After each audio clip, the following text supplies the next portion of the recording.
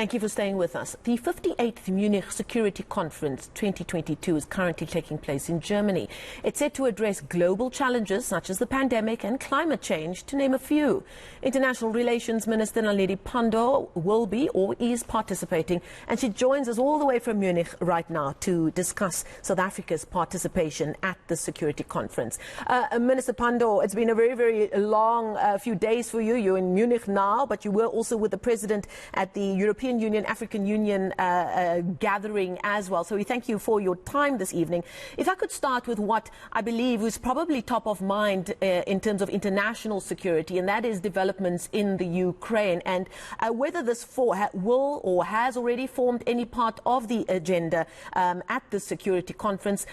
We're seeing updates every day. There's the ongoing talk about all the Russian troops on the border, which Moscow continues to deny. We've heard from President Joe Biden in the US saying they do believe that President Putin has decided what to do, but didn't say what he thinks that decision is. Has there been any update with discussions amongst the foreign ministers who have gathered for the Security Conference of what the state of play is with regards to the Ukraine at this time? Good evening, Marcelle, and good evening to the viewers of eNCA. There was a session this afternoon devoted to the Ukraine-Russia crisis, and President Zelensky of Ukraine addressed the conference. As you might imagine, many of the Western allies were present in that meeting. I think there continues to be a concern about an imminent invasion or attack by Russia. Russia keeps saying there's no intention to attack, but the remarks are increasingly bellicose. The comments are getting more and more conflict sounding.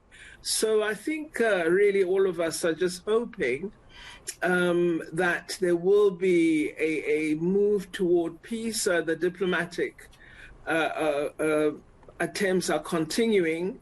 I understand that this weekend or early next week, the Secretary of the United States, Antony Blinken, will meet Sergei Lavrov of Russia. So the diplomatic efforts continue apace. And all of us are really, as foreign ministers, encouraging the exhaustion of every diplomatic effort to avoid any eruption of armed conflict. Am I correct in saying that it sounds like you're worried about the tone that we're hearing, it being heightened or making it more tense? How important is it when you're moving in these diplomatic circles and dealing with sensitive issues that are developing in real time for the tone to be correct? And is there somebody in the room that stands up and says, listen now, can we just take it down a notch and discuss this at a toned down level?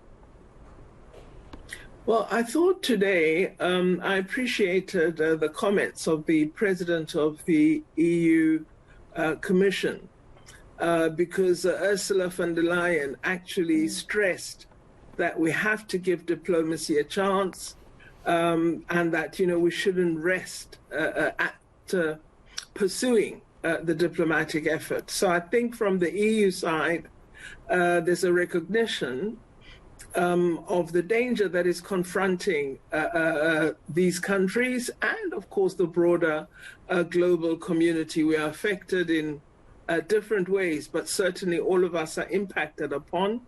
And so for South Africa, the first prize is to settle this matter through negotiation and discussion. And so I am pleased that they continue to talk to each other, and I hope that the European Union will try and take up a leading role in a much more, I thought, measured tone than we've been hearing up to now. You mentioned one of your female colleagues in the diplomacy world. A part and parcel of the events you'd be attending at this Security Conference is a breakfast engagement with female foreign ministers, including the foreign minister from Germany and indeed from Australia. How important is that kind of engagement and discussion to focus on women, peace and security, which South Africa and Switzerland are the co-chairs of? And I suppose, do you talk about how perhaps, you know, if a situation like the Ukraine were to come up, that you would have dealt with it as women a little bit differently? Well, that certainly was something that several women referred to in the breakfast, that as women we approach issues of crisis in a very different manner from the way in which our male colleagues might approach matters. But also we discussed the notion of bringing a gender lens into foreign policy and practice. And reference was made to women in Ukraine, women in the Tigray region, women in many conflict-ridden areas of particular concern, given the makeup of the women foreign ministers was the subject of women in Afghanistan, and the view expressed that we need to have a constant a reference to women in Afghanistan and to keep in touch with the plight of those women who are not enjoying full access to human rights, who are being denied an opportunity to work and earn a living, and who are increasingly, according to several of the colleagues, they're increasingly being pushed into the margins. And so we agreed that we should try, as this collective of women foreign ministers, to see what we can do, working in collaboration with civil society in Afghanistan, as well as international NGOs that continue to function in that country.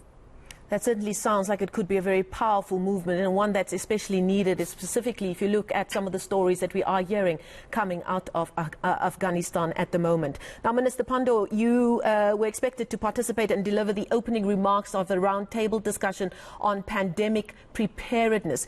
Explain to us, you are at the security conference, why does pandemic preparedness fall under the umbrella of a conference such as this?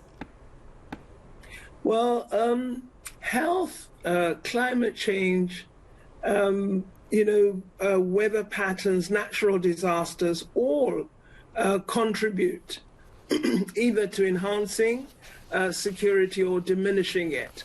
Many of these events cause population movements. Governments are not always ready to respond. They don't have the wherewithal. Public institutions may be weak. Such as weak health systems.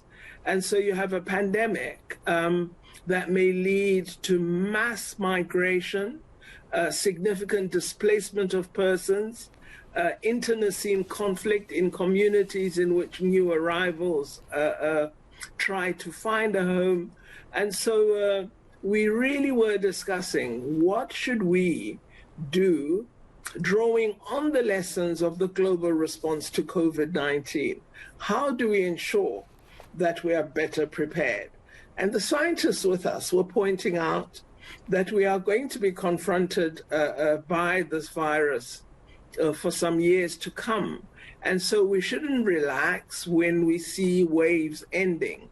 What we should be looking at is examining what the weak points are in our response and ensure that we address those. We also must look at drawing lessons from our experience and preparing our human resources so that we are ready should we face more difficult pandemics. We spoke, for example, about growing evidence of antimicrobial resistance, and that is people not responding well to treatment for various infections and resisting almost anti-bacteria medication.